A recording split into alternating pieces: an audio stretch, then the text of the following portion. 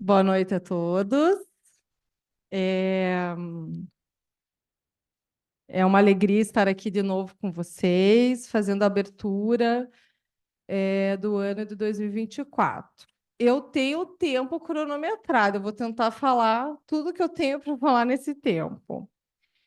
Primeiramente, eu queria agradecer aos colegas de trabalho que sempre estão prontos para viabilizar as nossas atividades. Nós somos em muitos, o trabalho é grande. Mas ninguém aqui se isenta de sua parte. Por isso, agradeço ao cartel de gestão, ao diretivo, aos coordenadores e ao ensino, que estão sempre presentes, à secretaria e ao nosso segurança, que é o nosso técnico oficial de Zoom aqui. Eu fico feliz em estar mais um ano com vocês e hoje eu venho compartilhar alguns de meus pensamentos e reflexões. Confesso a vocês que muito do que eu vou falar hoje são temas que a gente vem trabalhando, elaborando e pensando na instituição, porque são problemas que eu penso que a psicanálise enfrenta hoje e que nós temos a responsabilidade de encarar isso de frente e, como numa análise, dando uma volta a mais aqui, das reflexões que eu pude fazer nas minhas férias. Então, eu digo que eu vou compartilhar e não transmitir, porque eu penso que estamos sempre em uma relação não toda. E que, ao dizer da transmissão em tempos atuais, nós corremos o risco de soar como se dessemos alguma garantia. Não há. Não há como eu transmitir tudo que eu percorri para chegar a essa reflexão que hoje eu compartilho com vocês. Além dos agradecimentos que eu já fiz, eu gostaria de fazer um especial à minha irmã, que não está aqui, a Mariá, mas agradeço a ela, que é a minha grande interlocutora da vida. E graças às férias, nós tivemos algum tempo muito precioso juntas, que me permitiu dividir alguns de meus pensamentos com ela. Estávamos nós no museu, numa viagem que fizemos juntas, e eu falava do impacto de perceber que, ao mesmo tempo, muitos povos antigos se representavam em suas tapeçarias, artesanatos, tentativas de pintura ou até mesmo pequenos objetos que guardavam uma representação muito similar, sem que esses povos jamais tivessem se encontrado. Foi então que ela resgatou sua palavra preferida, Zeitgeist. Espírito do tempo, espírito da época. Palavra cara, que guarda em si a fluidez de um discurso que transmite e que atinge, ao mesmo tempo, em vários lugares as pessoas do mundo todo.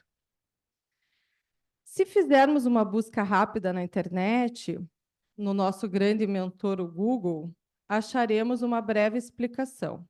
Significa, em suma, o conjunto do clima intelectual e cultural do mundo numa certa época, ou as características genéricas de um determinado período. Quando falarem de nosso tempo, qual será o nosso Zeitgeist? Pensar nesses termos é não recuar frente ao que chamamos de psicanálise em extensão. É poder refletir sobre a nossa era, sobre os impactos de um discurso dito de uma época sobre os indivíduos. Individualmente, porque os escutamos, porque ao escutarmos, faremos esse exercício. Escutaremos fora do social, mas podemos fazer sim uma reflexão sobre os efeitos que uma fala pode promover. Bom, foi a Mariá também que me presenteou com uma indicação maravilhosa de leitura e que me serviu muito para essa reflexão, que é A Recusa do Não Lugar, do Juliano Garcia Peçanha, que eu já recomendei para todo mundo que vocês imaginarem. Nele, podemos entender que o zeitgeist de nossa época, o conectar, consumir a rede está presente não só na psicanálise, mas em muitos, muitos campos de nossa vida. Aquilo que tentamos combater e que estamos falando diariamente também está presente em outros campos, como da literatura. E foi ele que disse: não há por onde mover o dizer quando estamos na posição de um saber. Fiquei impactada como frente à tapeçaria do museu. Existe uma relação com o dizer e uma preocupação com isso fora da psicanálise também.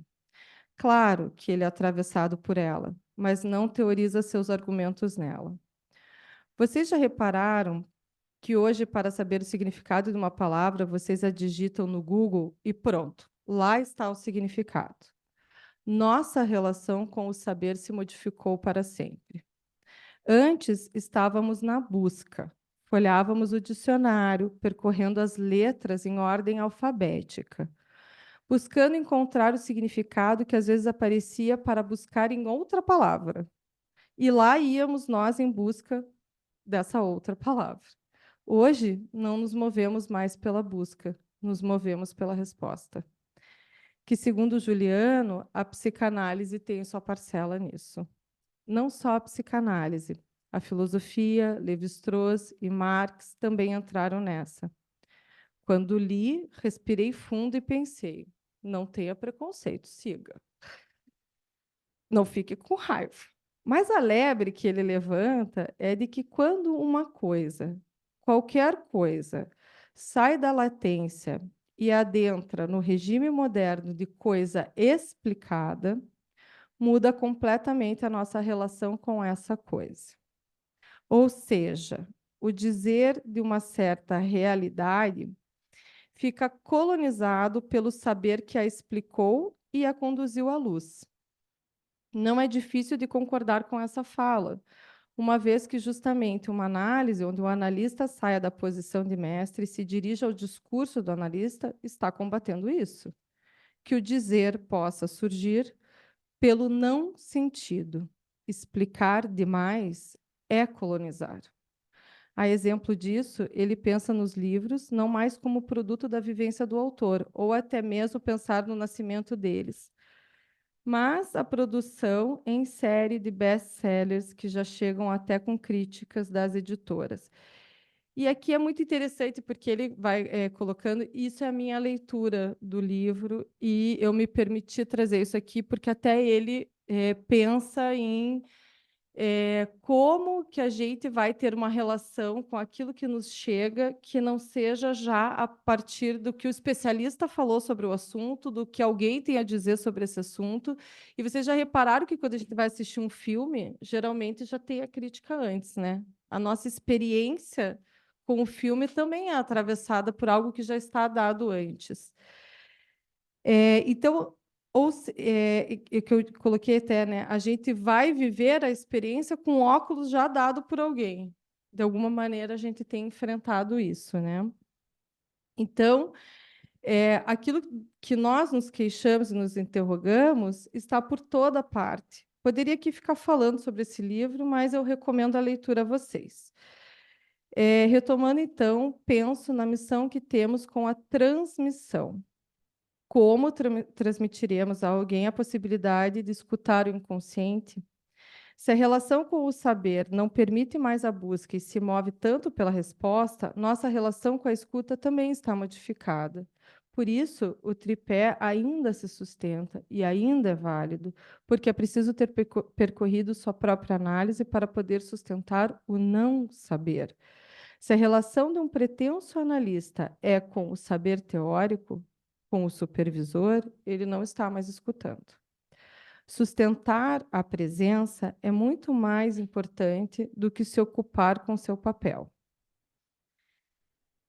Aqui eu vou citar uma fala do Dunker que eu achei muito bonita. Ele diz assim: quero dizer com isso que a escuta se transmite por meio da prática de encontros e acontecimentos. Neles acontece a mágica por meio da qual a implicação com as palavras e com o outro nos transforma. Todos nós temos um baú de bons encontros de escuta, mas nem todos têm o cuidado de olhar para ele como parte de nosso patrimônio simbólico e subjetivo. Temos que nos lançar a esse encontro com o real. A pressa e a urgência que hoje assistimos faz com que não se dê o tempo necessário para a depuração de um conceito, uma escuta, mas não só isso, aquilo que eu colocava da relação com o saber. Na aquisição de uma resposta e não a construção de um saber que é num todo, e através de sua busca. Ou seja, a transformação que sofremos a partir de nossa experiência, na própria análise, no estudo da teoria, na escuta de colegas, nas trocas, nas discussões, etc. Essa experiência não parte de uma transmissão de um ao outro. Por isso, dizer que o analista só se autoriza de si mesmo é afirmar que a lógica que opera na formação do analista não é hierárquica, ou seja, não se é nomeado para. Lacan, no seminário 21, coloca: o ser sexuado não se autoriza senão por si mesmo. É nesse sentido que ele tem a escolha, quero dizer, que isto que a gente se limita para classificá-los, macho ou feminino, no registro civil, isso não impede que ele tenha a escolha. Isso é claro, todo mundo sabe. Ele não se autoriza senão por si mesmo. Acrescentarei por alguns outros. Nessa lição de 9 de abril de 1974, Lacan nos esclarece que a nominação não se confunde com a prática sexual. Se Lacan aproxima a autorização do ser sexuado à do analista e afirma que não se pode ser nomeado à psicanálise, também podemos afirmar a partir disso que não se é nomeado para o sexo. Nós já nascemos inscritos por uma marca da linguagem, do simbólico, uma vez que somos nomeados. Porém, essa nomeação não orienta a sexualidade de ninguém. Entramos aqui num terreno muito denso, que fez com que houvesse uma grande confusão. Apesar de ser interrogada pela minha grande interlocutora que me disse, mas afinal, qual que é o problema de alguém precisar de um nome para poder se sentir parte de algo? Digo a vocês depois de muito refletir. O problema é acreditar que, ao se autonomear, encontrarei garantias de uma modalidade de gozo. E aqui, uma outra confusão gigantesca entre a genitalidade e o gozo. Penso que estamos numa relação com a verdade tal qual Lúcio nos alerta, quando nos coloca colonizados pelas explicações e saberes de verdade que nos ofertam. Acreditar que a nomeação possibilitará desfrutar de sua sexualidade é inverter a lógica da experiência no campo sexual também. Uma vez que o que me permitirá desfrutar do corpo será a aquisição tal qual de uma análise, assim como Lacan propõe em seu seminário 21, é poder sair da dimensão egóica de uma imagem que represente uma resposta que me oriente e não o contrário, uma experiência que me leve a poder desfrutar de um gozo que não seja predador. Por isso, e com muito fôlego, esse ano teremos como nosso tema sexualidades, nos interrogando sobre essa confusão muito clara entre prática genital e modalidade de gozo. O corpo ocupa que lugar dentro desse discurso que parece colocá-lo como o único meio de acesso à sexuação? Será também o tema da nossa revista e teremos conosco a presença de Silvia Amigo nos dias 29 de fevereiro e 1º de março, presencialmente conosco, para nos debruçarmos sobre essas questões que são urgentes e caras a nós. É isso, gente. Obrigada.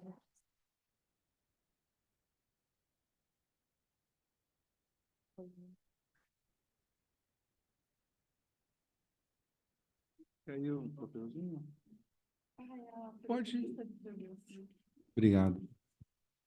Bom, eu vou assumir a mesa e tentar fazer a coordenação das nossas apresentações aqui sobre os grupos. Espera aí, só uma correção Foi. urgente. Falei errado a data. É 1º de março e 2 de março. Dia 29 é outra coisa com ela. Antes, quero falar umas palavrinhas a vocês, bem curtinhas. Nem vou cronometrar, porque não vai dar o tempo que me foi ofertado. Mas primeiro quero dar boa noite a todos e agradecer a presença de todos que estão aqui e online.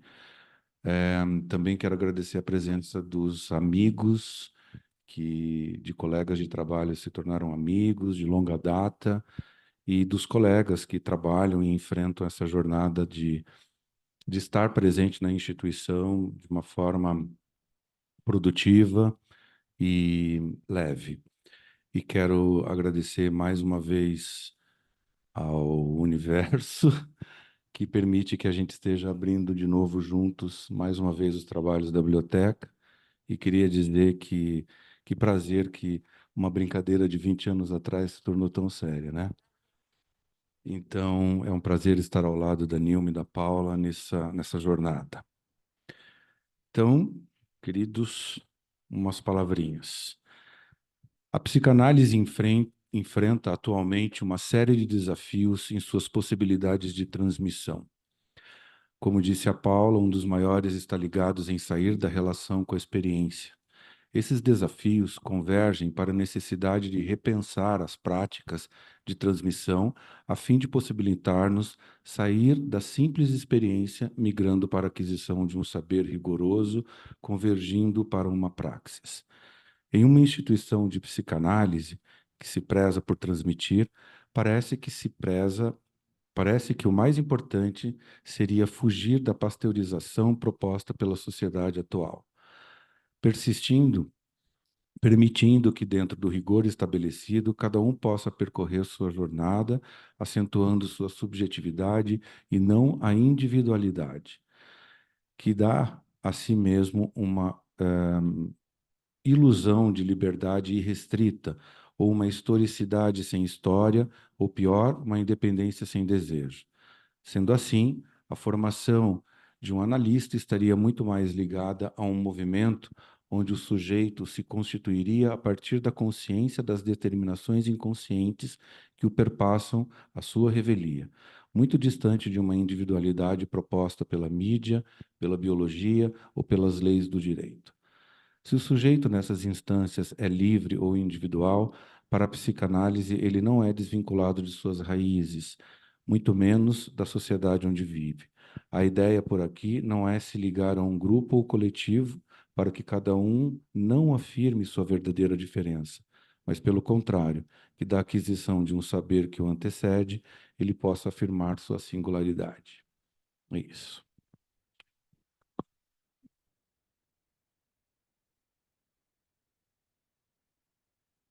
Agora, está funcionando? Agora nós vamos chamar a Nilma Bittencourt, que vai falar sobre a direção de cartéis, é isso? Onde a gente divide a direção e a Nilma está aí para aberta as palavras. Bom, boa noite a todos. É com muita alegria que a gente está hoje recebendo vocês todos, alguns presencialmente, outros online, mas com esse projeto, né, da gente continuar trabalhando. Esse ano com uma proposta, como a Paula e o Fábio estavam trazendo, diferente, né, desse retorno ao presencial, que vem vindo de uma maneira gradativa, mas que a gente quer fazer uma aposta maior ainda nesse sentido. Bom, eu vou falar então em nome da direção de cartéis. Uma instituição séria e comprometida com a ética da psicanálise, que é a ética do desejo, precisa estar em dia com os dispositivos que oferece para a formação do analista.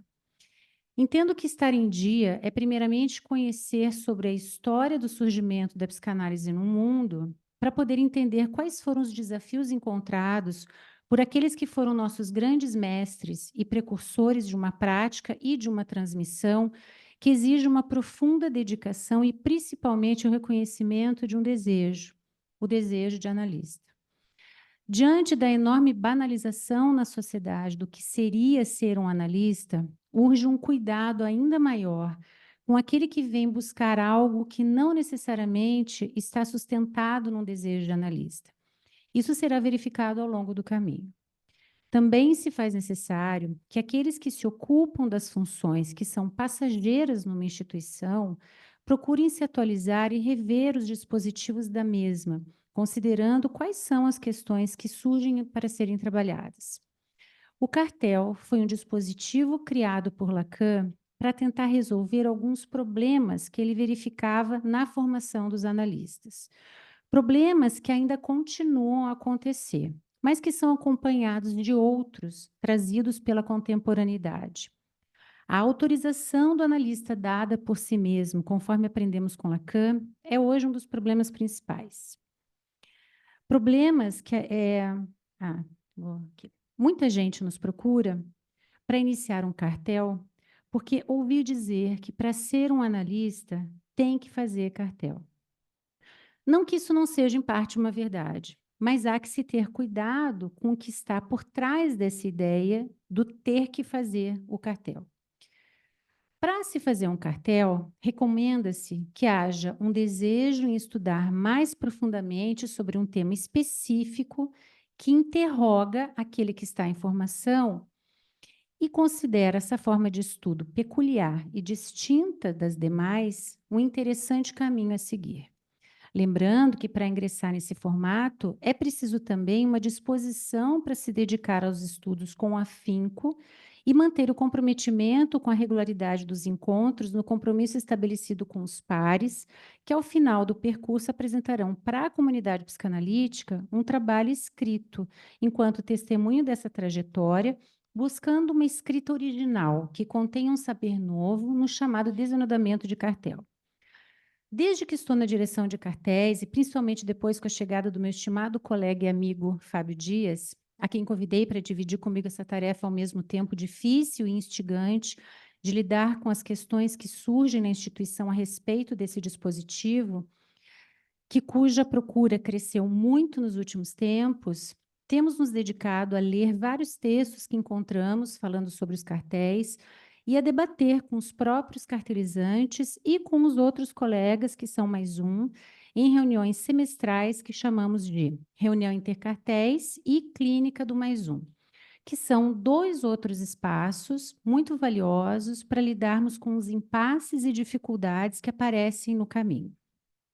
Hoje estamos com 12 cartéis em andamento e outros ainda em constituição que não foram oficialmente declarados, já que entendemos que é necessário um período prévio à declaração para que seja verificado na experiência mesmo se esses integrantes estão dispostos a fazer parte desse formato de estudo nesse momento. Criamos um grupo de WhatsApp para que os interessados ingressem e encontrem seus pares para estudarem juntos. Lembrando que os cartéis são constituídos em pequenos grupos de 3 a 5 pessoas, no máximo, e com a participação do Mais Um, que é um dos analistas membros da biblioteca, que exerce essa função e que será convidado a participar dessa caminhada, que pretende trazer um novo saber para quem escolhe ingressar nesse movimento. Quem tiver interesse em saber mais sobre os cartéis, pode procurar diretamente eu mesma ou o Fábio, cujos contatos estão na lista de membros no site da biblioteca. Vou convidar todos, né, que tiverem interesse a propor um cartel e a convidá-los a quem perguntar passarem essas informações que a Nilma acabou de passar a vocês. Obrigado, Nilma.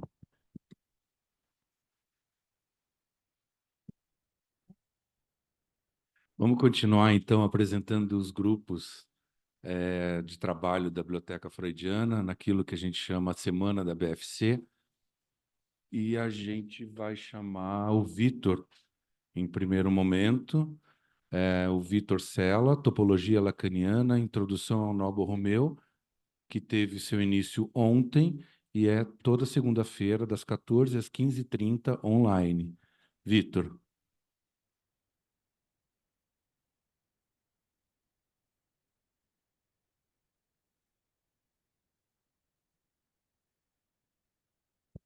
Vitor, abre o microfone. E começa de novo. Perdão. Bom, boa noite a todos, todos os presentes e os que estão em online também, que eu não estou conseguindo ver, mas eu vou tentar, dessa vez, vou tentar ler alguma coisa do que eu escrevi aqui para hoje. A primeira coisa, assim, o nosso grupo, eu vou começar colocando assim, como é que surgiu a ideia do grupo de topologia, né? Ele começa com a indicação, para mim, né, com a indicação do texto Cyr, em Lacan, né, no momento em que eu senti a importância dos 3 registros, né, em Lacan para a leitura do ensinamento lacaniano e freudiano, né? Esse texto, né, o simbólico, o imaginário real, né, ele não é o único a apontar a importância dos 3 registros.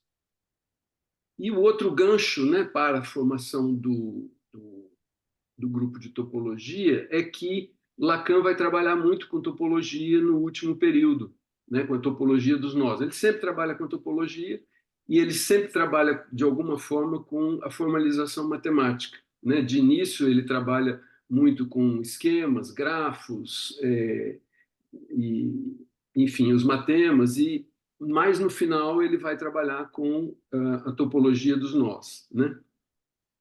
Outro ponto que foi importante para início desse grupo foi a nossa participação no cartel do Seminário 21, que é o momento em que Lacan já começa a apresentação do Novo Romeano, né? E também no grupo de estudo do Seminário 22, o RSI, né? Que nós ficamos ao longo de 2 anos trabalhando junto com Maria Angélica e Paula, e agora, no ano de 2023, no Seminário do Sintoma. Então, tem uma continuidade. E o que aconteceu? Quando eu comecei o grupo de topologia, eu comecei apresentando topologia geral e alguns outros aspectos, mas como nós tínhamos colegas que estavam também nesse grupo do RSI e que hoje estão no grupo do Sintoma, a gente foi meio que puxado para trabalhar com o Novo Romeano, né? Com o Novo Romeano. Eu não posso deixar de apresentar aqui, embora tenha alguma coisa meia trabalhada no sentido geométrico aí atrás, mas eu faço questão de mostrar o Novo Romeano aqui. Bom, então, nesse sentido, esse encaminhamento ele foi, digamos assim, na busca de entender a topologia implicada e verificar com ela, com essa topologia, né, que se encontra nos nós, né, certas articulações, como, por exemplo, a articulação dos 3 registros, né, real, simbólico e imaginário, a questão do que é o sujeito no nó, né, o que é onde é que está o objeto, né, no nó, né, no Novo Romeano, né, a questão dos gozos, né, o gozo fálico, o gozo outro e sentido, né, e nesse sentido a gente saiu, né, de um certo encaminhamento que era inicial da topologia geral e da topologia de superfície, que nós fomos nós, né, a gente foi para o Seminário 21, né? E nesse andamento, né, 21, 22 e 23, o que eu diria? Nos anos anteriores, né, no primeiro ano, a gente ficou mais nisso, né, na topologia geral, superfície e um pouco de nós, né? No segundo ano, nós também trabalhamos na continuidade, nós acompanhamos alguns vídeos, apresentações do Pablo Amster, né? E já começamos uma entrada naquilo que vem a ser o quarto nó e que no Seminário 22, né, Real, Simbólico e Imaginário, Lacan trabalha com as nominações. A entrada do quarto nó como as 3 nominações, né? A nominação real, a nominação imaginária, a nominação simbólica, né? Então, em 2023, a gente decidiu... Vitor, precisamos que você encerre a apresentação, a gente tem um tempo. E olha só, eu perdi a noção do tempo, que eu sei que eu calculei, mas calculei errado. Tá então, bom. gente, nós, só Convida para o pessoal, encerrar, então. estaremos na continuidade com o propósito de tornar a topologia mais acessível, respeitando isso que o Lacan coloca como a importância da formalização matemática para a topologia e o estudo da psicanálise, tal como ele avança aí a partir dos seminários 22, 23. É isso, para encerrar o tempo aí. Obrigado, Vitor.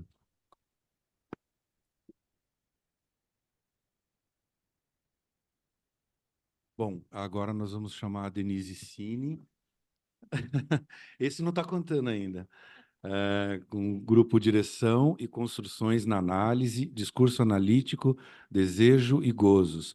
O início vai ser dia 4 de março, toda segunda-feira, das 19 às 20h30, online. Então, Denise, sua palavra. Olá, pessoal, boa noite. Então, acho que é bem interessante o tema da biblioteca deste ano, e falando de autorização por ou de, acho que isso é uma questão que também dá para se discutir, se é de sexo e de analista, né? Então, também entra dentro desse trabalho sobre discurso analítico, desejo e gozos, né? Então, vou ler para ser direto ao assunto. Há alguns anos eu tenho me dedicado à transmissão sobre a direção na análise. É um tema que tem provocado muitas articulações teórico-clínicas e considero importantíssimo para a clínica psicanalítica. Dirigir a análise não é dirigir o analisante, claramente, né? Devido a alguns mal-entendidos sobre isso e sobre o que se trata numa análise, um dos tópicos de nossos estudos será o discurso analítico, e às vezes também tenho escutado alguns confundirem gozo com prazer, gozo com desejo. Essas confusões mudam o entendimento da direção da análise para longe da sua ética e impedem aprender o discurso psicanalítico. Então, também se fará essa diferença entre desejo, prazer e gozo. Discurso analítico é um dos discursos que ocorre entre analisante e analista, através do qual o analisante produz um significante novo e, do lado do analista, este se encontra como descer, desêtre, como diz Lacan. O psicanalista cai do lugar e sujeito suposto saber. Quando trabalhamos em 2023 sobre o fantasma, viu-se a insistência de Lacan na relação do sujeito com o objeto a travessia e a escrita do fantasma. Essa relação é importante desde que seja pensada pelos 3 registros, real, simbólico e imaginário. Na prática analítica, essas 3 consistências estão sempre presentes.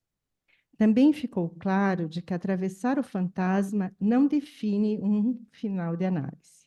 Há que ter redirecionamento de alguns gozos.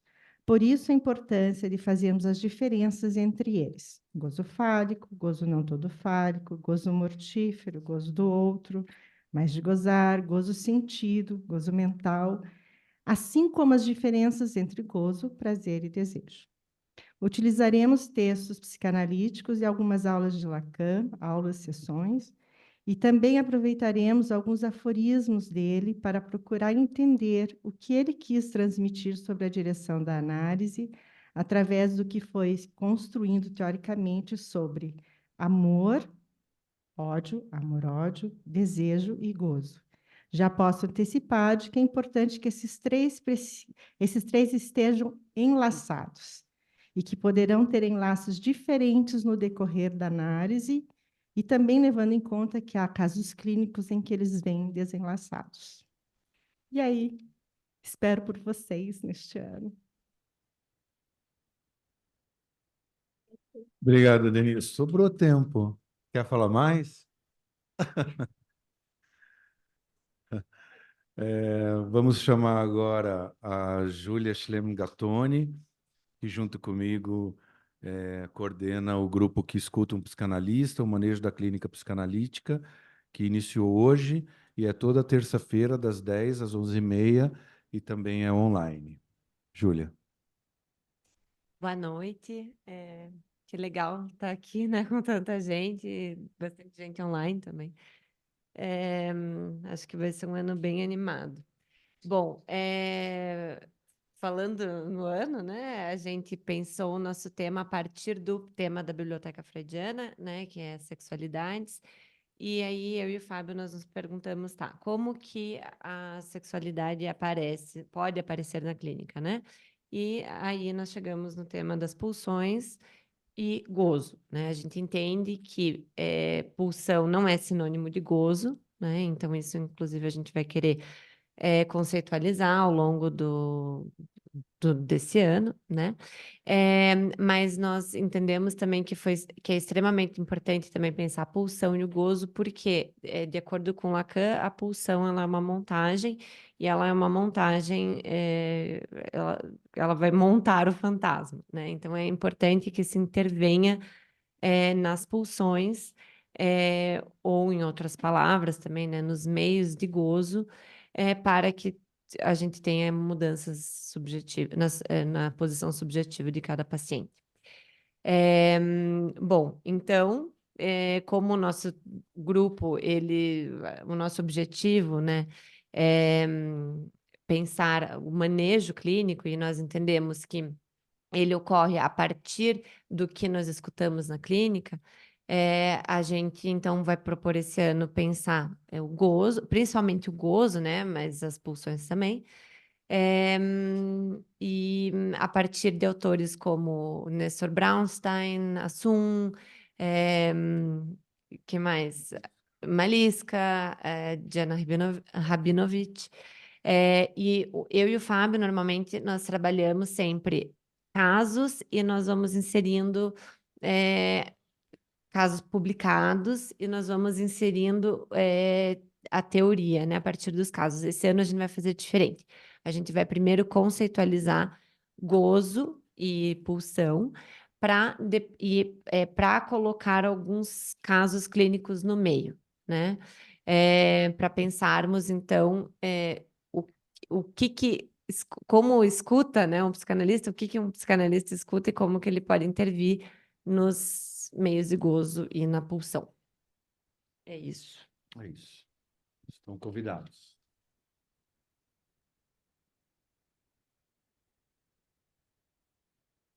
Nós vamos chamar agora a Maria Angélica Carreiras para falar sobre o grupo textual sobre o Seminário 9, a identificação, de Jacques Lacan, que teve início hoje e é toda terça-feira, das 13 às 14h30, também online, com a particularidade de que é um grupo fechado e a partir de convites. Querías una coisinha para apresentar?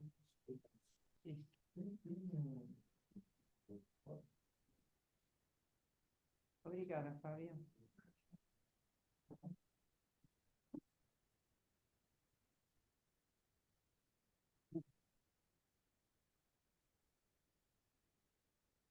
Opa, ahí está. No, esto es un servicio de maravilla, ¿no? Obrigada pela presentação. E então, já nos cumprimentamos, mas de novo aqui, estou muito contente de estar com vocês, também com os que estão online. O Víctor, muito discretamente, ele não disse isso, mas ele pensava vir, até porque estamos coordenando junto o Santome, mas acontece que o médico não o liberou porque estava com Covid.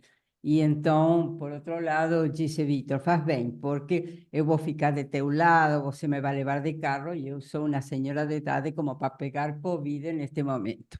Então, obrigada, Víctor, também. Bom, então vamos lá. Seminário 9 é o seminário sobre a identificação que Lacan dicta entre 61 e 62. Este é um grupo textual, isso quer dizer que a gente lê o seminário y comenta o seminário acompañado también de otras lecturas. Entonces surge este grupo por dos intereses. A complexidade da construção da identidade na relação com as identificações e a relação entre a topologia combinatória de superfícies que, partindo de um simples rectângulo, podem determinar objetos sobre os quais Lacan vai se deter exaustivamente. Esfera, toro, banda de Möbius, cross-cap, garrafa de Klein. Esta topologia lhe serve para indagar operações fundamentais para a psicanálise e será retomada com a nodotopologia do famigerado Borromeano. Como ven, no son escasas as razões da escolha. Este seminario aborda tantos conceitos que dificulta transmitir una idea geral. Hay uno. Me parece que cae uno, ¿eh? No. Bom, comenzaré diciendo entonces, ¿sí?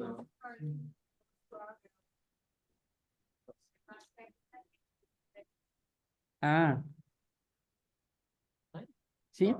Bom, ahí está de nuevo. Este seminario aborda tantos conceptos que dificulta transmitir una idea geral. Comenzaré diciendo que Lacan también se serve da lógica, no seminario 20, por ejemplo, con las fórmulas cuánticas da sexuação.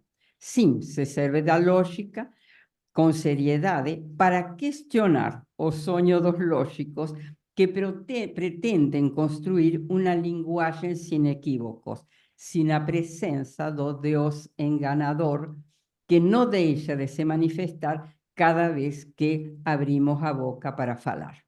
Vejamos o paradoxo do mentiroso. Si digo que minto, estou diciendo a verdade.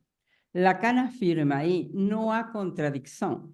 O que hay es que existen procesos diferentes en espacios diferentes, do enunciado y denunciación.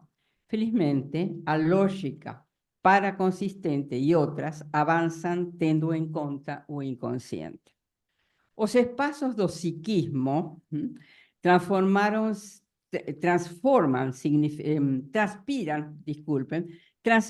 significantes.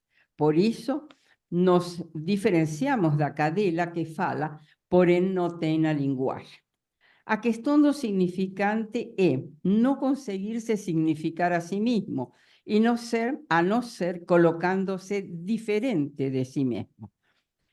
No afirma Lacan que un significante representa un sujeto para otro significante, y con eso tenemos que nos virar para interrogar o desejo de aquel que nos antecede.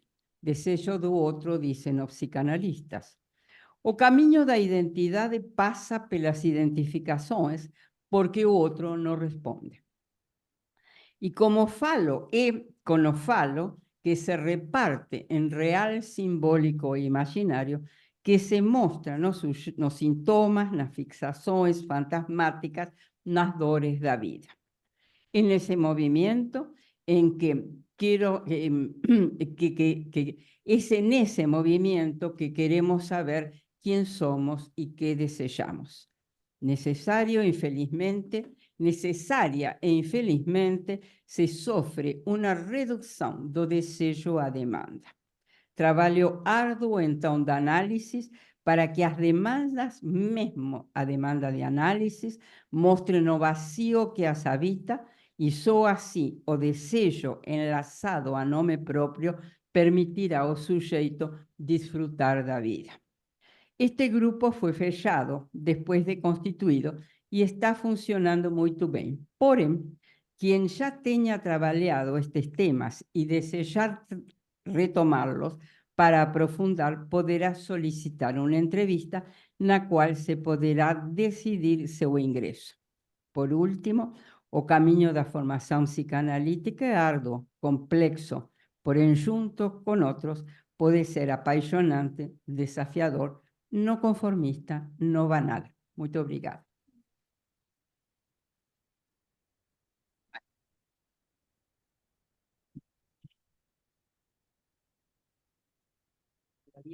No estoy ahora inmediatamente.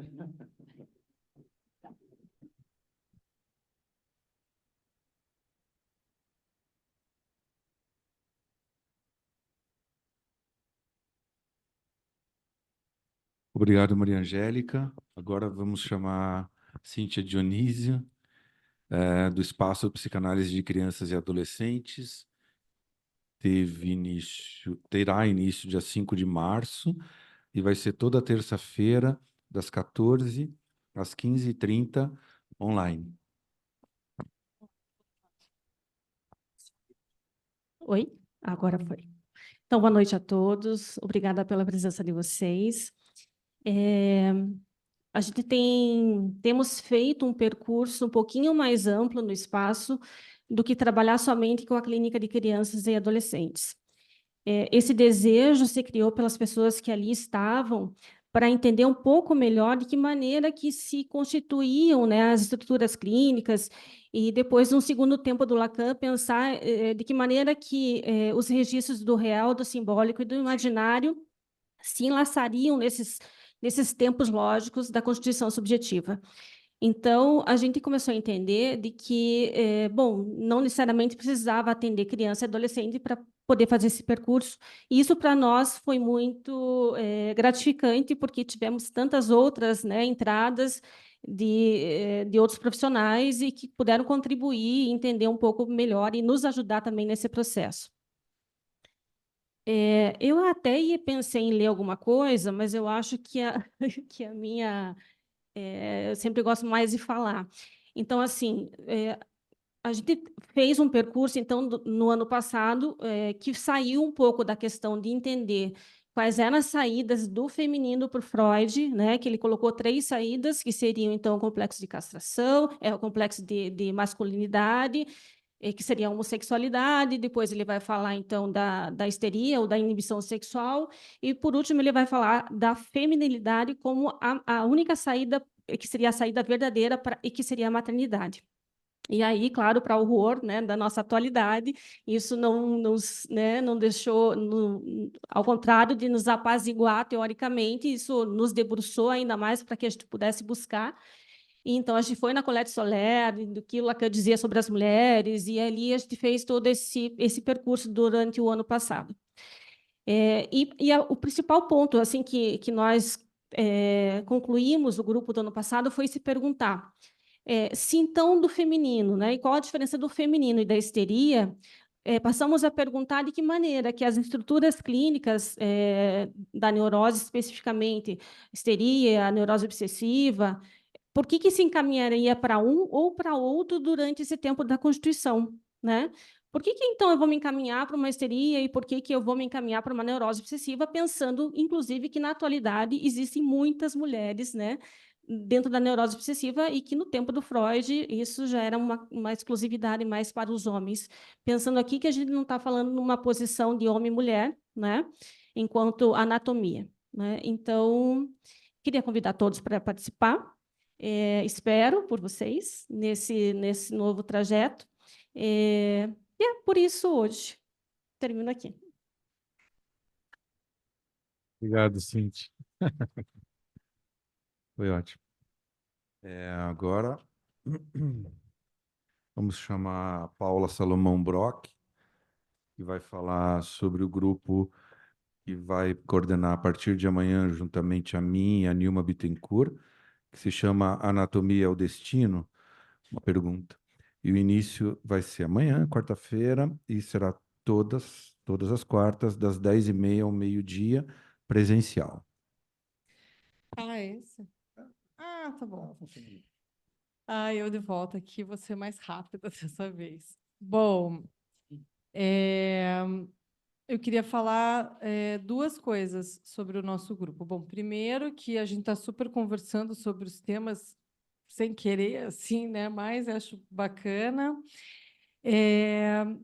Eu achei interessante, vou pegar carona até na fala da Denise, dessa diferenciação que eu acho que é importante de ser feita na relação com o gozo, mas nós pretendemos fazer um trabalho para que a gente possa chegar a essa diferenciação. A gente vai fazer primeiro um percorrido pelos conceitos mais fundamentais. Então, para a gente poder dizer o falo opera ou não na estrutura mais, ele ainda continua valendo como operador lógico para nós pensarmos isso hoje em dia. Primeiro, a gente tem que entender o que é falo, conceitualizar o falo. Então, nós nos propomos a fazer um retorno a esses conceitos para que depois a gente possa, então, argumentar é válido ou não, o que muda ou não.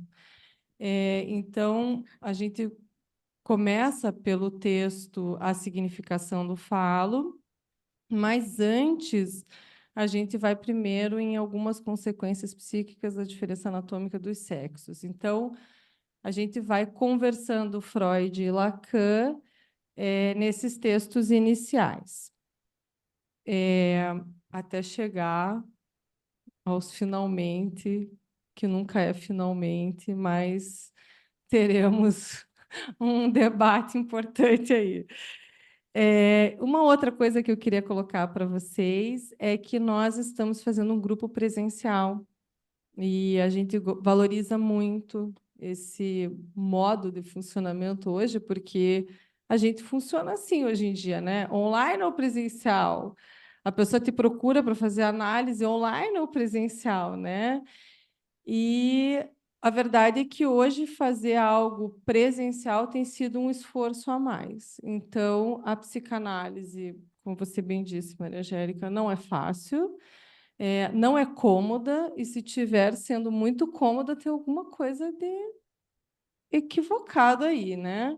Porque é necessário a presença, claro que a presença, gente, não é, a gente não está falando uma presença física, mas a gente está nesse esforço e o nosso convite é que vocês embarquem com a gente nesse caminho, tá?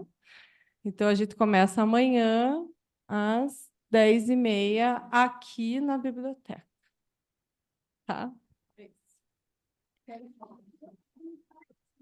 Não, só para, além dos autores citados pela Paula, nossa ideia também é poder trazer alguns psicanalistas contemporâneos que têm trabalhado de uma maneira muito interessante sobre essa temática das sexualidades, tá, gente? Esperamos vocês. Obrigado. Só um minutinho, pessoal. Tá. Uhum.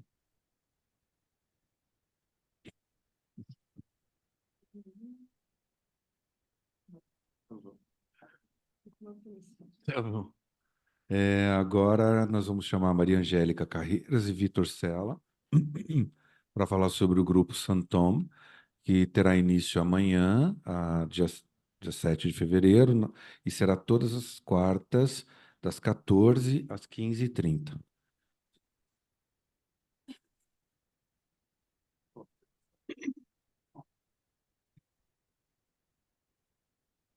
Como, opa, aqui é diferenciada.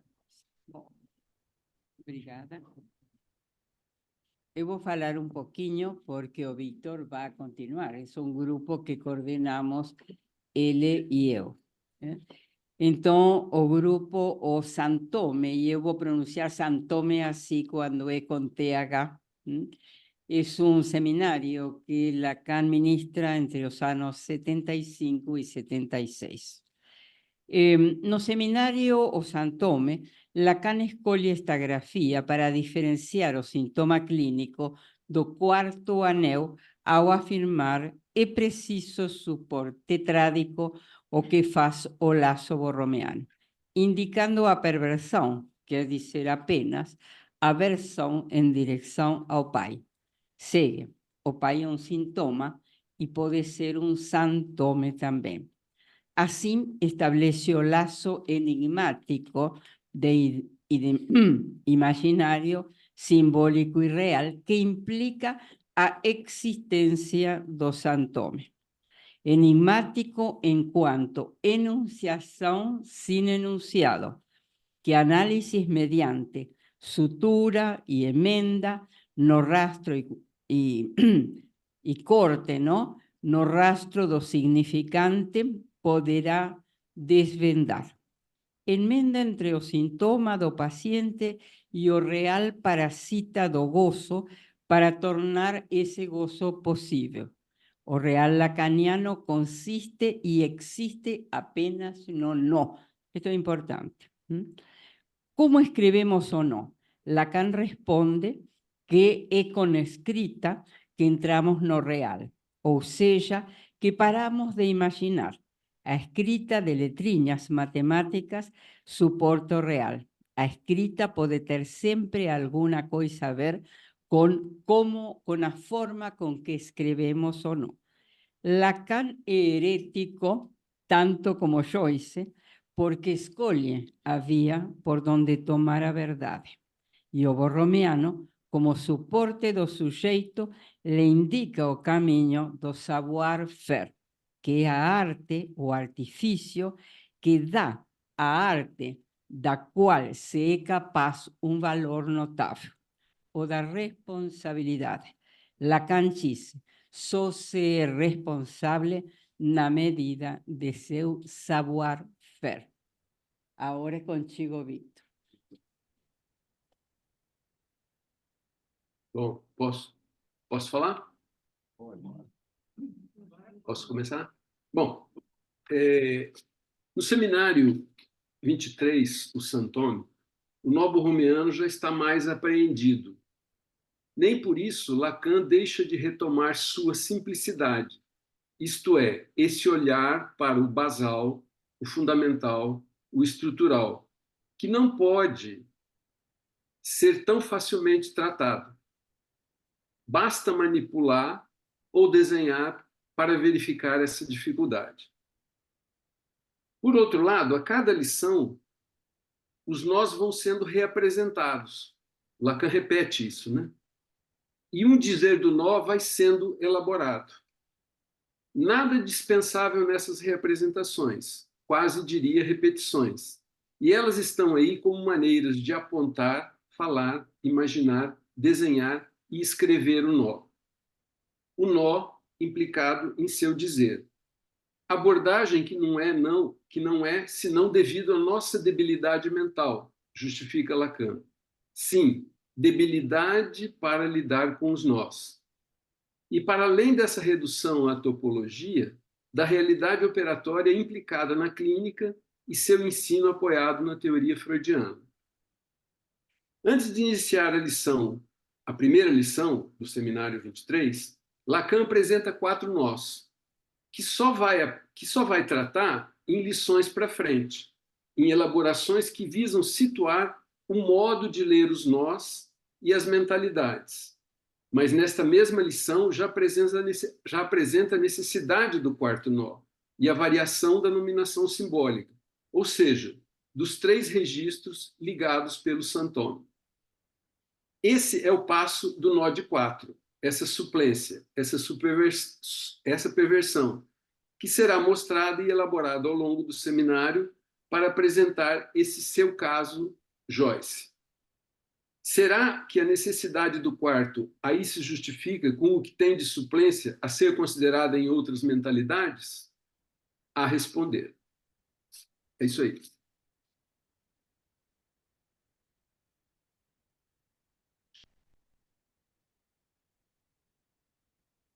Obrigado, Vitor e Maria Angélica. Pontualíssimos. Agora, 2 minutos e 25 para cada um, nem precisei cortar. Agora vamos chamar a Rosana Mazeto, que vai falar sobre o grupo que ela propõe, Paranoia, uma leitura de Charles Millman. Tem início amanhã também. Então será toda quarta-feira, das 16 horas às 17h30, presencial. Boa noite a todos. Boa noite a todos. Espero que essa atividade presencial tenha muitos participantes. O que nós vamos trabalhar? Um livro do Charles Millman, que se chama Retorno a Schreber. Esse retorno, Millman, é um seminário que Millman dita em 1994, 95, no Hospital Henri Roussel. Não sei se é assim que pronuncia, que eu não sei falar francês, né? Em Paris. E nesses seminários, então ele, segundo Tisler, que também não sei assim, que fala direitinho, que faz aqui o prefácio do livro, diz que ele não vai fazer uma análise do caso Schreber novamente, mas que ele vai trazer alguns pontos do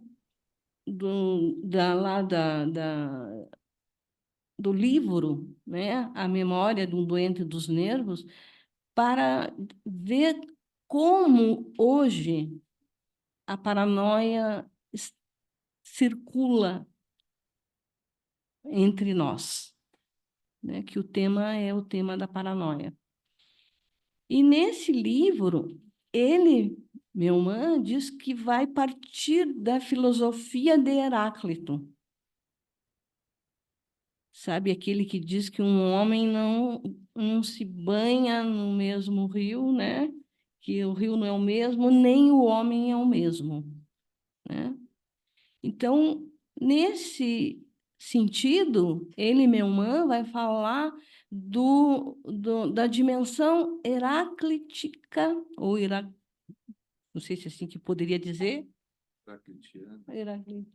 do significante lacaniano, né? Essa dimensão, então, heraclitiana do significante lacaniano.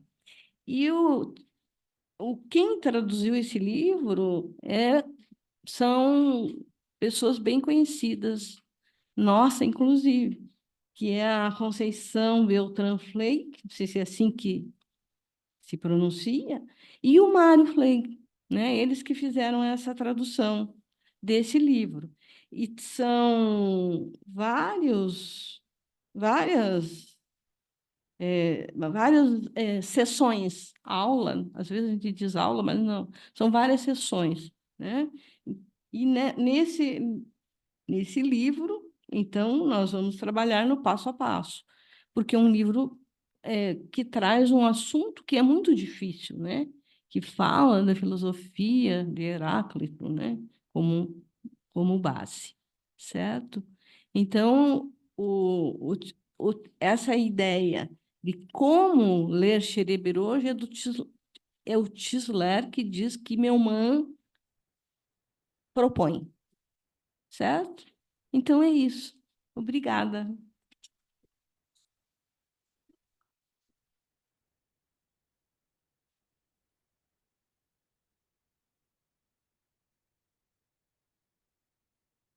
Obrigado, Rosana. Agora vamos chamar a Francisca da Silva, que vai nos propor o grupo A Clínica Psicanalítica com Bebês e a Estruturação do Sujeito. Vai ter início dia 6 de março e vai ser toda quarta-feira? Toda quarta-feira, das 18 às 19h30, online? Online, porque não está escrito aqui, tá, Francisca? Obrigado, então vamos lá. Boa noite a todos. É bom revê-los novamente esse ano. Eu vou começar com uma fala da Maud Manoni.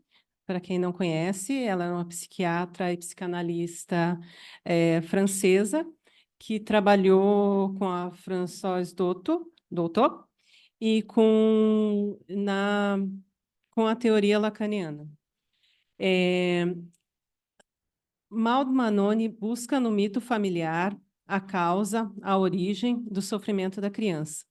Para ela, o fundamental é como a criança foi gerada, recebida pelos seus pais e conduzida para a costura de suas pulsões. Antes da criança chegar ao mundo familiar, as bases edípicas já estão colocadas. Lacan, em Nota sobre a Criança, de 1969, escrita à doutora Jenny Aubrey, publicado nos Outros Escritos, afirma que o sintoma da criança acha-se em condição de responder ao que existe de sintomático na estrutura familiar, ou seja, o grande outro.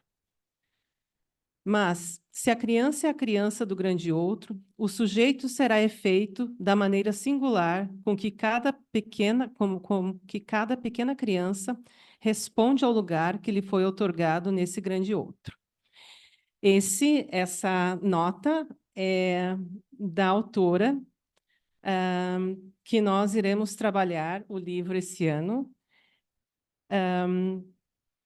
Se chama A Criança em Análise e as Intervenções do Analista, que é da Alba Flessler. A Alba Flessler, né, remontando a Lacan e fazendo uma leitura clínica muito precisa disso, do que fala Lacan, especifica que o sujeito pode responder ao sintoma do grande outro, do qual faz parte principal casal parental, ou pode realizar o objeto fantasmático desse grande outro. Por isso, a importância de situar na transferência com os pais e com as crianças o sujeito, que nos chega para análise. Ele nos dará as coordenadas clínicas para pensarmos o diagnóstico e a direção da cura a partir dos tempos na estrutura. Esses tempos do sujeito são tempos de recriação da falta, aquela da alternância, presença e ausência de que nos falava Freud por meio do For-Da. Então, nós vínhamos trabalhando no nosso grupo, já trabalhamos 2 autoras, a primeira foi a Marie-Christine Lasnik, com o livro Da Voz da Sereia. O segundo livro que nós trabalhamos foi A Criança Nasce pela Boca, que é da Inês Catão. E esse semestre nós iremos trabalhar com a criança em análise e as intervenções do analista. Até também por uma demanda do grupo, que escolheu falar um pouco mais da clínica com a pequena criança, da clínica com o bebê. Nós vínhamos falando com as 2 autoras anteriormente, realmente da constituição subjetiva, da estruturação. E então esse ano vai ter essa direção mais realmente da clínica com a criança pequena. Então, espero todas, como o Fábio falou, no dia 6 de março, às quartas-feiras, das 18 às 19h30. Obrigada. Obrigado, Francisca. Agora vamos chamar a Jandira Condera, que vai falar sobre o seminário introdutório sobre a clínica psicanalítica, que vai ter início dia 6 de março e será todas as quartas-feiras, das 20 horas às 21h30. Tem uma particularidade que vai ser presencial para moradores de Curitiba e online para moradores de outras localidades. Então, vai ser um grupo híbrido. Então, com a palavra, Jandira. Para quem não sabe, o Fábio está com um cronômetro aqui do lado. Acabei de ver. Segredo. Não é. Eu estava contando. Bem, pessoal, mais uma vez boa noite. Agora da minha parte, vocês já estão vendo nessas alturas que a biblioteca tem várias modalidades, digamos, de transmissão, grupos de estudo, não, de trabalho, de estudo nenhum, grupos textuais, grupos de trabalho, seminários, espaço psicanálise de crianças e adolescentes, seminários introdutórios, no caso, que é um seminário com seminários todas as quartas-feiras, e seminários com pessoas que vêm de fora, como provavelmente logo vai ser anunciado aqui o que vai haver durante o ano, né? Que sempre existiu e que não mostra muito bem, aliás, mostra muito bem o quanto isso transmite da nossa forma de entender o que é a nossa proposta, de que a transmissão não fique centrada em um mestre, que a transmissão não fique centrada em um que seja o que detenha um saber. Também por isso o seminário introdutório não é conduzido por um, é conduzido por vários. E ao longo dos anos, o seminário introdutório, ele é conduzido por vários que também se renovam. Isso tem sido assim desde que a biblioteca teve a sua refundação, lá pelos anos de, Maria Angélica, 80. Né? Diz Renato. Não, 90. Lá pelos anos de 90.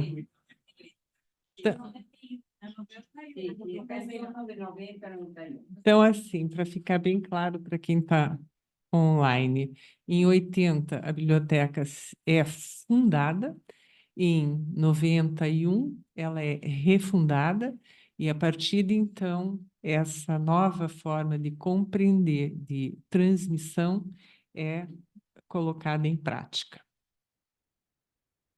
Então, quanto aqui me cabe falar está correndo ali, o seminário introdutório, vai começar no dia 6 de março, haverá uma primeira abertura e depois haverá uma segunda abertura, tipo uma primeira no primeiro semestre, uma segunda no segundo semestre. A primeira ficará com a minha fala, a segunda ficará com a fala do Luiz Renato, e o tema deste ano será os 4 conceitos fundamentais. Observem que também a cada ano os temas também mudam. Não repetimos, não é um seminário. É clássico haver seminário introdutório, mas não é clássico que seja sempre igual. Não é. O clássico é que muda. Então, nós vamos trabalhar os 4 conceitos fundamentais no primeiro semestre, e no segundo semestre nós vamos trabalhar a clínica psicanalítica, que é um pouco como é que esses 4 conceitos fundamentais acontecem na clínica. Porém, nós vamos trabalhar a clínica psicanalítica assim. Como é que vai acontecer a clínica psicanalítica com bebês, a clínica psicanalítica com crianças? Nós vamos trabalhar a clínica propriamente dita, assim, digamos, não só com bebês, não só com crianças, que implicam uma clínica com sua especificidade. Nós vamos trabalhar a direção da cura, nós vamos trabalhar a técnica psicanalítica. Quem são as pessoas, nossos membros, que vão trabalhar no seminário introdutório? Os colegas que já estão por aqui, que já apresentaram também trabalhos nos grupos, que são a Cíntia Dionísio, Denise Cine, a Francisca Ferreira Rodrigues da Silva, eu, Júlia Schlein, Luiz Renato Braga, que já vai estar aqui também, Nilma Bittencourt, Rosana Mazeto e o Vitor Sela, que está online. Tenho tempo ainda? 50 segundos. Então, mais uma coisa importante que me pediram para falar, portanto, aqui vai mais um minutinho, e é de fato muito importante, é que este seminário, ele depois da pandemia, ele ficou pensado, sim, para ser híbrido, porém, uma marcação muito importante para ser presencial para quem mora em Curitiba. Por quê? Bom, pelas razões que já foram expostas aqui pela Paula, né? Eu gosto de repetir isso porque, além de ser chistoso, acho que recoloca as coisas no lugar, né? Tem coisas que só se faz pessoalmente, sexo, por exemplo. É evidente que depois do virtual tem coisas que se modificaram, né? Evidente, não é? Né? Ainda somos tradicionais aqui, nesse ponto, pensamos, pelo menos, né, que há coisas que é preciso relembrar, que algo da relação ao outro precisa ser repensado. Portanto, não é que vamos fazer sexo aqui, evidente, porém precisamos pensar de que temos aqui, né, algo a pensar. Eu digo isso porque o próprio Lacan dizia que o divã também se presta para pensar que a relação sexual também ocorria, dizia ele, também na horizontal. Não porque ele fosse um pouco quadrado, acredito que não era nem um pouco, né? Porque nem só na horizontal. Mas é porque na horizontal os corpos se relaxam. E aqui significa que no presencial nós podemos conversar de uma forma diferente, onde os nossos corpos se colocam em jogo.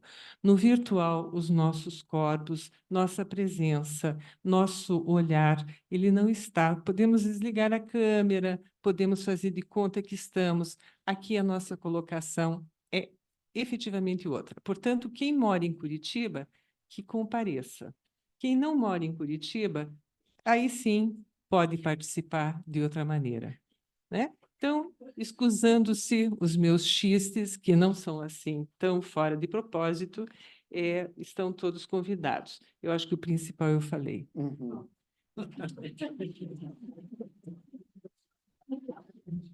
Mas eu acho que valeu a pena passar um pouquinho os minutos.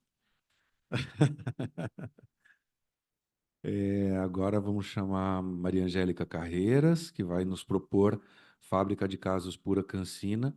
Terá início nesta quinta-feira, dia 8 de fevereiro, das 10h30 ao meio-dia. Será online e semanalmente.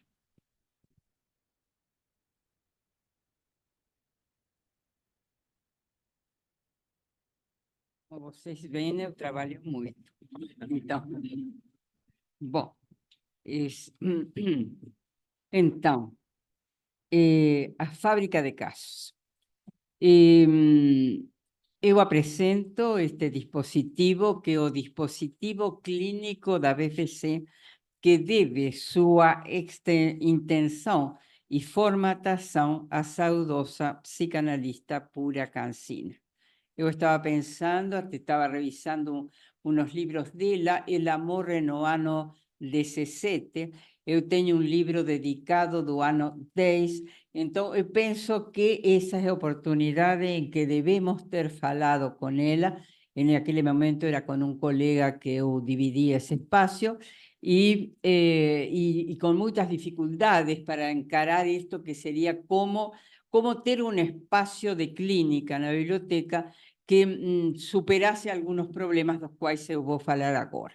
E então ela nos transmitiu isto, que nos pareció muito interessante, que ela recebeu de Eric Porsche. Então vejam, ou seja, uma identidade nobre, poderíamos dizer. Bom, então, na jornada de trabalhos com que finalizou o ano 2023, tivemos a oportunidade, tanto dos coordenadores como dos participantes, de transmitir o que cada conseguiu fabricar a partir de caso clínico sumamente interessante referido a uma psicosis pasional. Eu faço questão de dizer isto porque a fábrica de casos é aquela que digamos, que apresentou em dia tantos coordenadores, estava Paula comigo coordenando nesse momento, como a maioria dos participantes, e isto é muito importante. Então, o que é a fábrica de casos? Ela surge da ideia de que a clínica se constrói, não é o resultado de simples empirismo, que, saturado de achismo, desvirtúa o legado freudiano-lacaniano. Assim, a clínica implica uma orientação epistêmica, que permite establecer categorias clínicas con novos paradigmas. Desde o conceito de inconsciente e transferência, indagamos o sujeito do significante até o sujeito da estrutura borromiana. Freud e Lacan nos guiam num work in progress vital, inevitável e cativante. Obtemos os casos clínicos que trabalhamos semanalmente, solicitándolo a analistas que valorizamos, reconhecemos pelo seu percurso. Em geral, fora de Curitiba, mas também de Curitiba, nunca da instituição. Estamos assim, evitamos dois problemas. O de trabalhar casos de colegas da instituição que poderiam acreditar ou usufruir de uma supervisão, substituindo assim dos apoios do tripé de formação. Simultaneamente, preservamos o sigilo de novo de nossos casos clínicos. Esto es como ahora se estaba falando, de que se fundó la biblioteca. Esto fue una construcción de mucho tiempo. Cuando yo menciono esto, quiero que vocês piensen que a gente se encontró con problemas que era necesario superar. Estos que yo menciono, por ejemplo. Bom, los analistas nos relatan un caso clínico, establecen normas de divulgación que entonces nos comprometemos a respetar.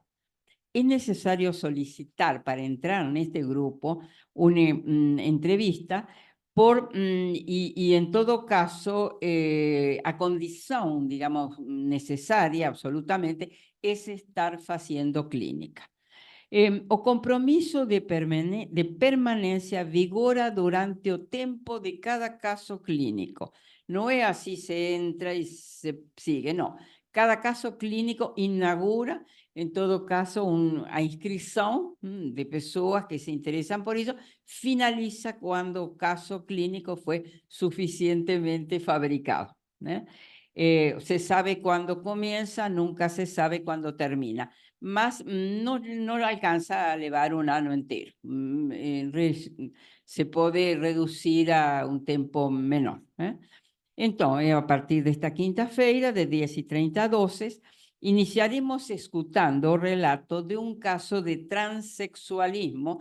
Veja que actualizados estamos con toda a problemática sexual también, nuna adolescente que escutaremos de Florencia Junger, psicanalista argentina da Escola Freudiana de Buenos Aires.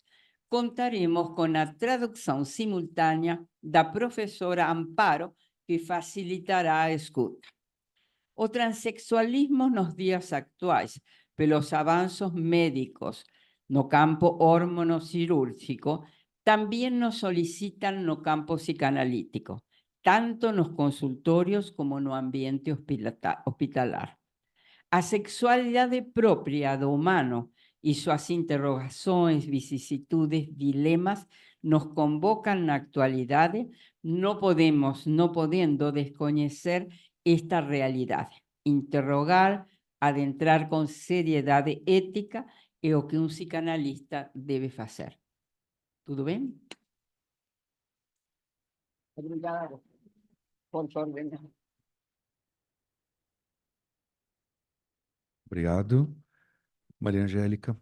E agora vamos chamar Nilma Bittencourt, que vai nos apresentar as estruturas clínicas e os tipos de nós mentais, que terá início dia 8 de fevereiro, nesta quinta-feira, e será toda quinta-feira, semanal, das 16 horas às 17h30.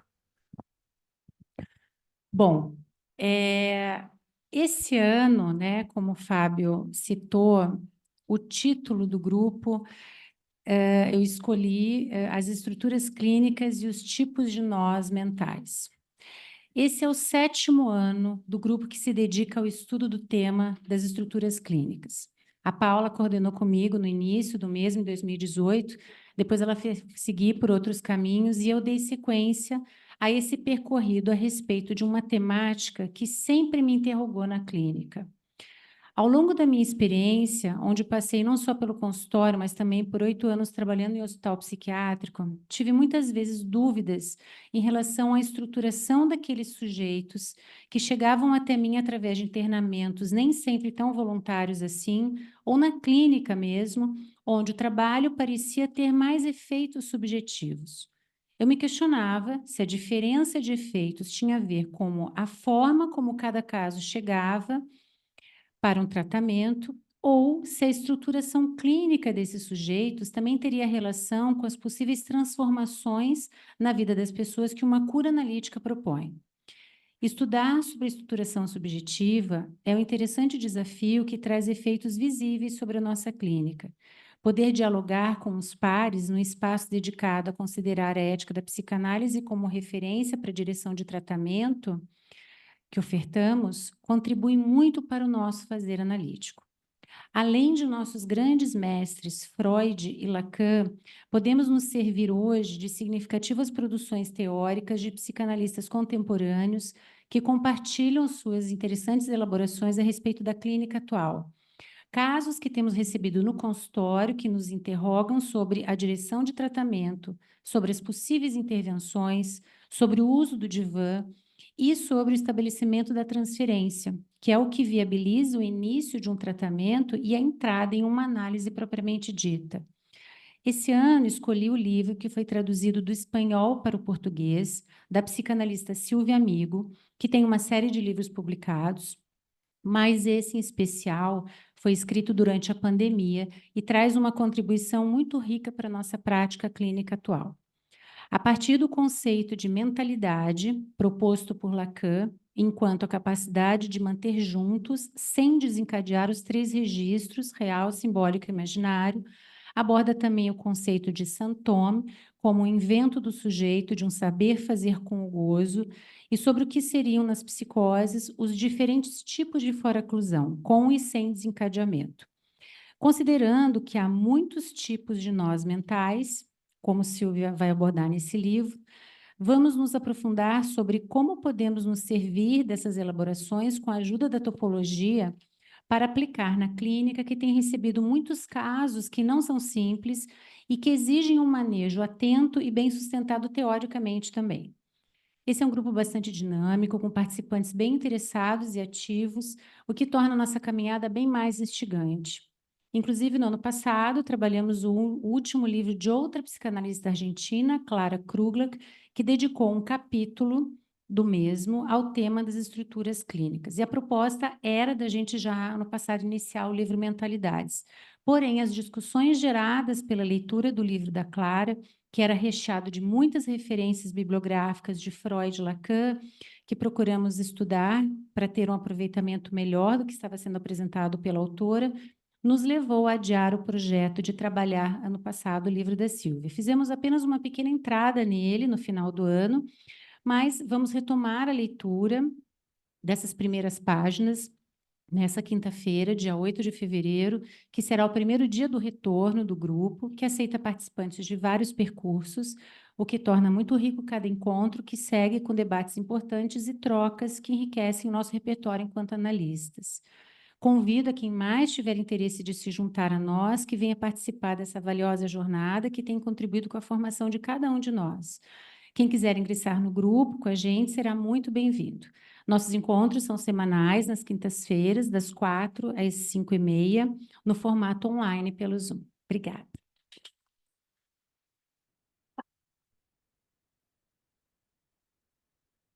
Vamos chamar agora o Luiz Renato de Moraes Braga, que vai apresentar e nos oferecer o grupo Psicose, Teoria e Clínica. Já teve início dia 1º de fevereiro e é toda quinta-feira, das 20 às 21h30, online. Boa noite. Está saindo o som aí, não? Tá? Beleza. Bom, quem me conhece sabe do meu interesse pela psicose. Eu trabalho no ambulatório, no hospital público em Curitiba e tenho recebido várias vezes pacientes psicóticos. E me encontrei, tempos atrás, com esse livro que chama-se O que é Loucura, Delírio e Sanidade na Vida Cotidiana, de um autor chamado Darian Leader, que é um lacaniano inglês. Não é um lacaniano francês, é um lacaniano inglês. É alguém que me fascinou pelo conhecimento clínico e prático que tem da psicose. Esse livro já começa com um título bastante interessante, que não é novo para quem tem um caminho grande na psicanálise, mas que não deixa de ser instigante em relação, principalmente, ao que se diz respeito à direção do tratamento na psicose. Ele chama o que é loucura, delírio e sanidade na vida cotidiana.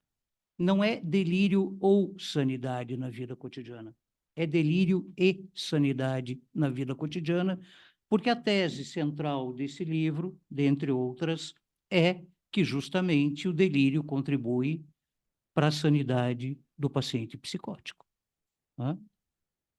Quem já leu Scherer, quem está acostumado com as teses de Freud, sabe que Freud trata disso lá no texto em que ele comenta a biografia do Scherer, que a Rosana já citou aqui, Memória de um Doente dos Nervos.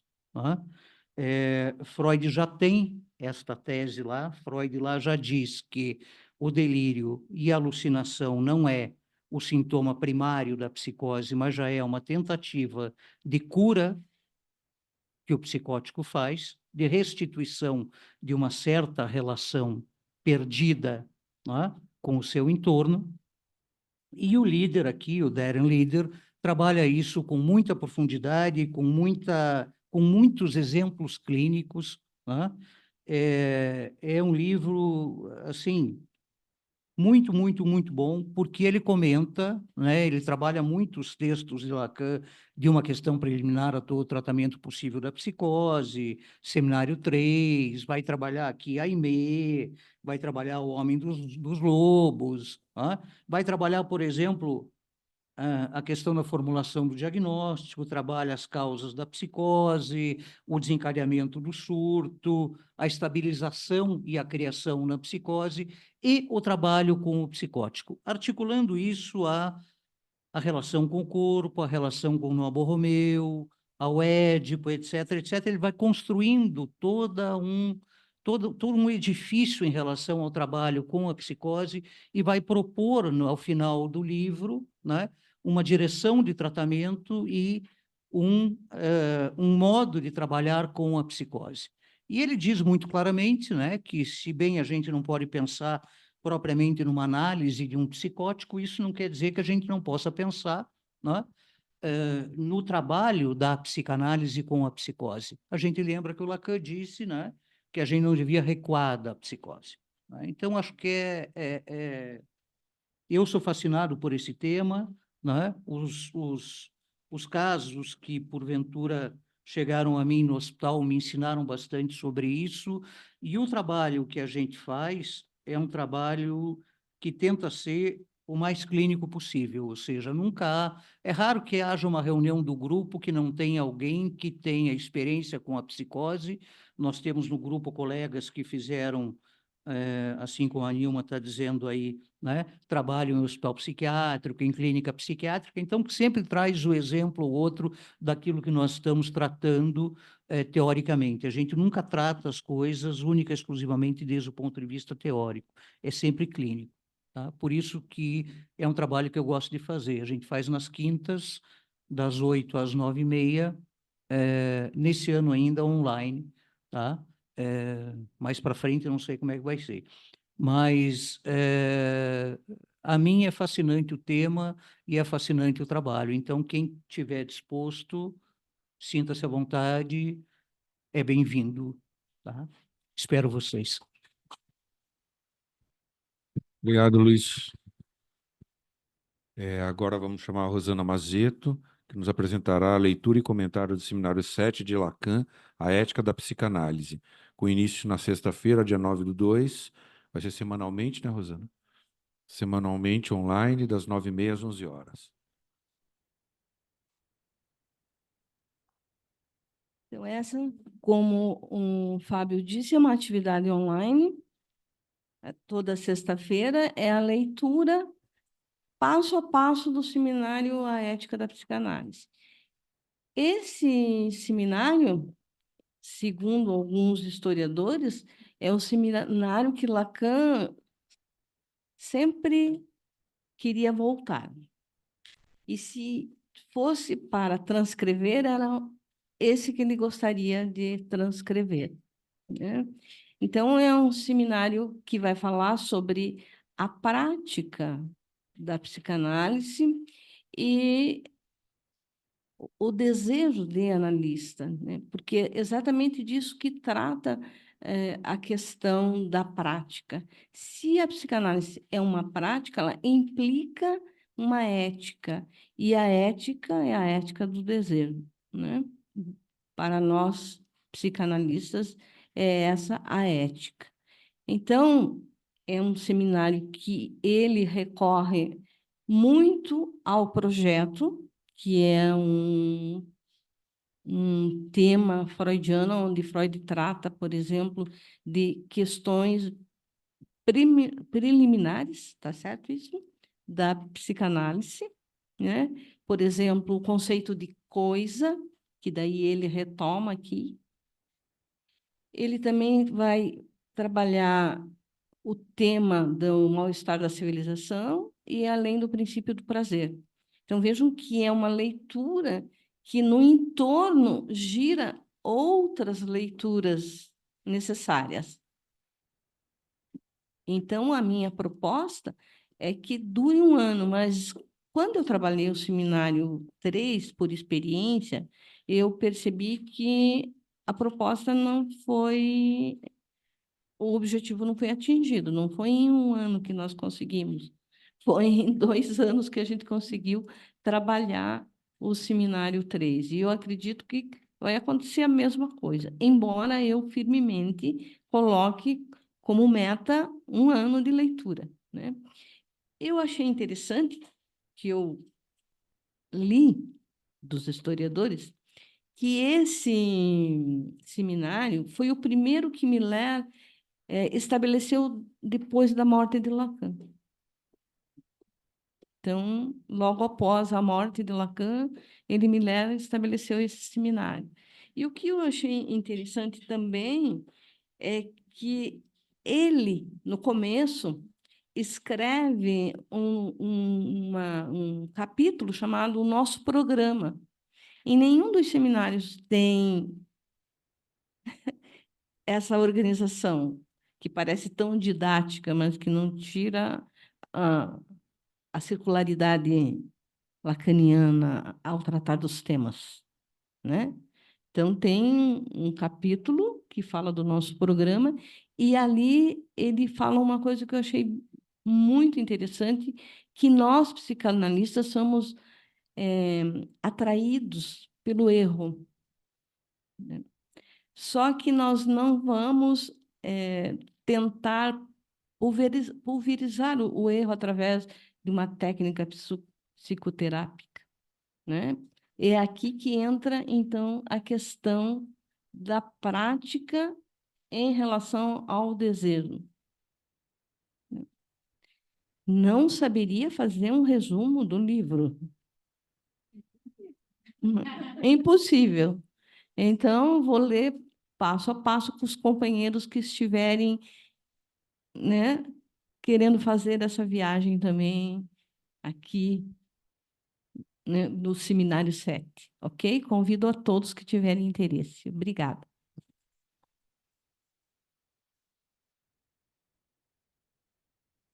E agora, por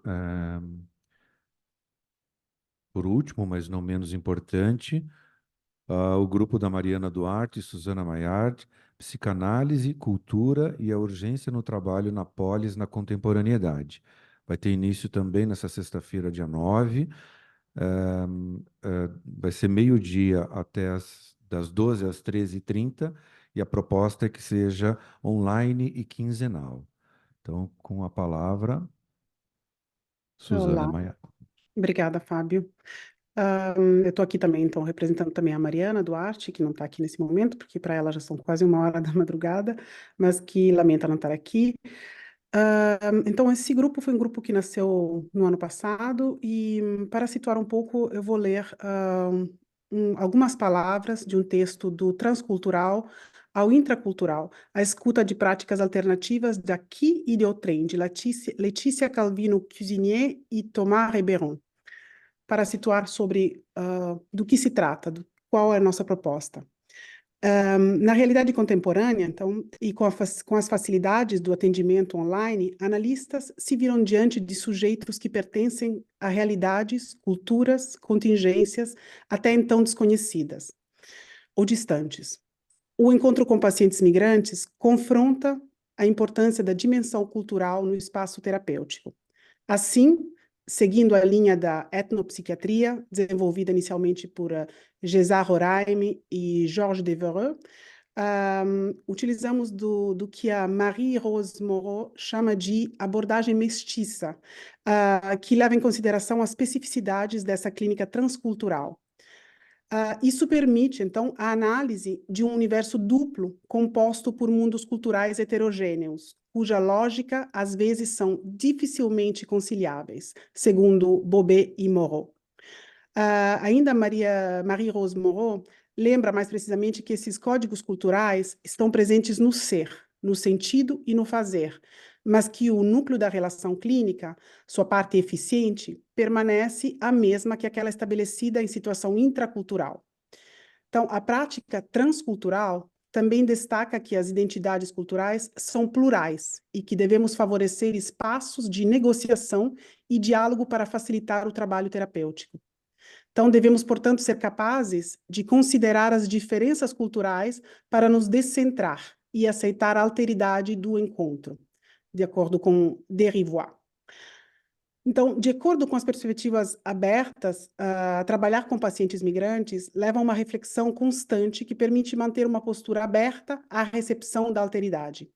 Assim, os clínicos devem aprender a desenvolver uma postura outra para introduzir a ideia de uma terapia metacultural, de acordo com Devereux.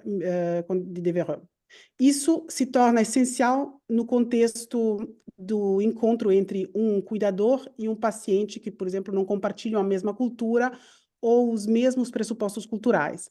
Nesse posicionamento metacultural, o profissional deve ser capaz de levar em consideração essas diferenças para transformá-las em alavancas terapêuticas, mesmo que não conheça detalhadamente a cultura do paciente. Os pacientes migrantes lembram que não vivemos todos da mesma maneira em todos os lugares, e não devemos esquecer que todos os seres humanos continuam sendo seres culturais.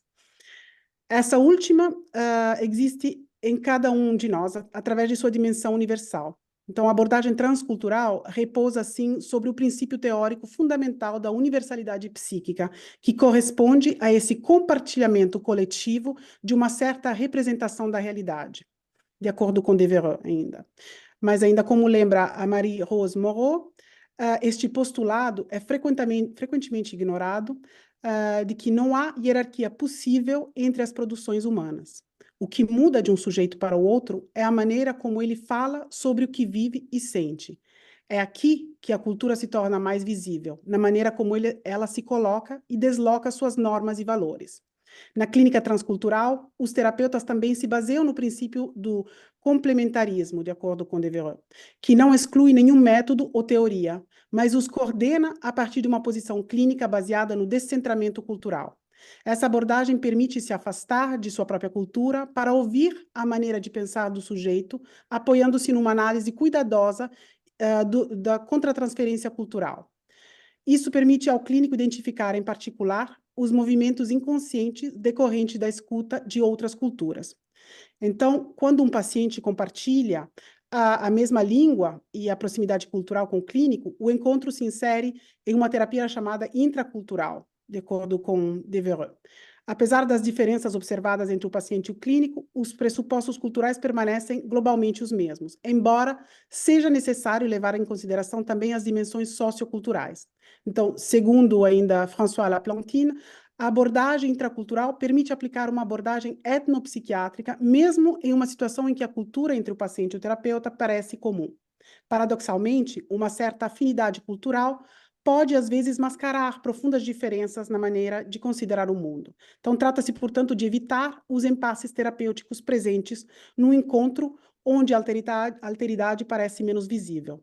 Então, nesse grupo, propomos pensar qual o lugar do analista nessa polis, né? Essa comunidade organizada, formada por indivíduos onde nem todos são reconhecidos como cidadãos, no gozo dos direitos civis e políticos de um Estado, né? Nesse sentido, cidadão nesse sentido.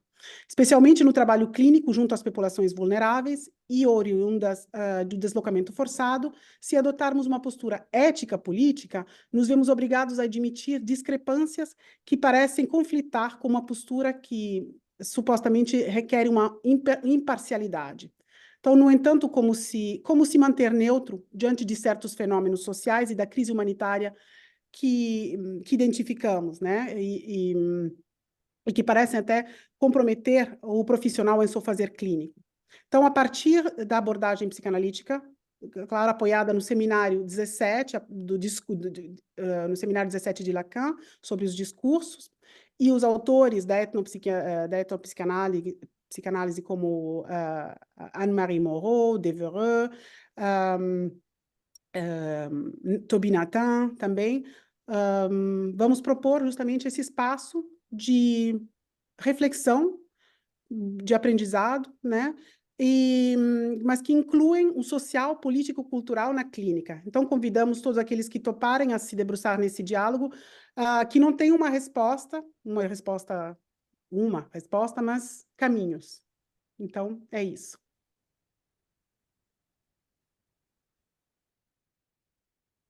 Obrigado, Su. Então, tá aí. Bom, pessoal, várias modalidades de transmissão, como disse a Jandira, e então fica aí a critério de vocês a escolha e onde o desejo de vocês baterem. Temos, então, vários grupos, os online, os presenciais, aqueles onde os nossos corpos se colocam em jogo. Eu adorei essa frase. Então, estão todos convidados. Para encerrar, a gente vai convidar vocês para o evento, um chopp depois, mas antes do chopp, um preparatório para a atividade com a Silvia Amigo, que vai ser um filme, e após a apresentação do filme, um debate, que vai ser no sábado, dia 17/2. O filme vai ser.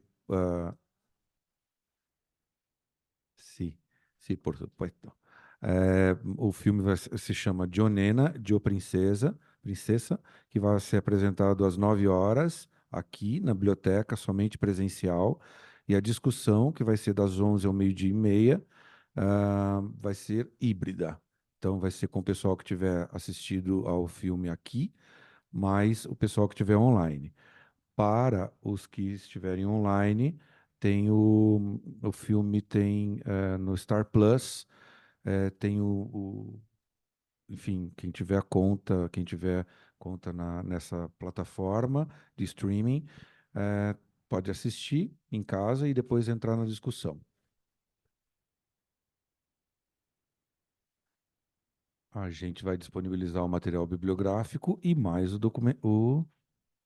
uma entrevista que a mãe dá. Beleza. E os inscritos na atividade com a Silvia e os membros são isentos de inscrição. E isso para depois o encontro com a Silvia Amigo, onde ela vai apresentar o título do seminário dela será O Real Sexual Segregado, o apagamento da diferença sexual. Serão em 2 dias. Na sexta-feira, dia 1º de março, das 19h30 às 21h30, e depois, no dia seguinte, no sábado, dia 2 de março, o primeiro período das 9h30 ao meio-dia e o segundo período das 14h30 às 17 horas. E essa atividade será apenas presencial. Os valores vocês podem obter com a secretária da biblioteca pelos contatos que já são divulgados aí nas nossas redes. Então, pessoal, muito obrigado pela presença online e presencial do nosso evento. Então, está declarado oficialmente abertas as atividades da Biblioteca Freudiana de Curitiba. Boa semana a todos. Bom trabalho a todos.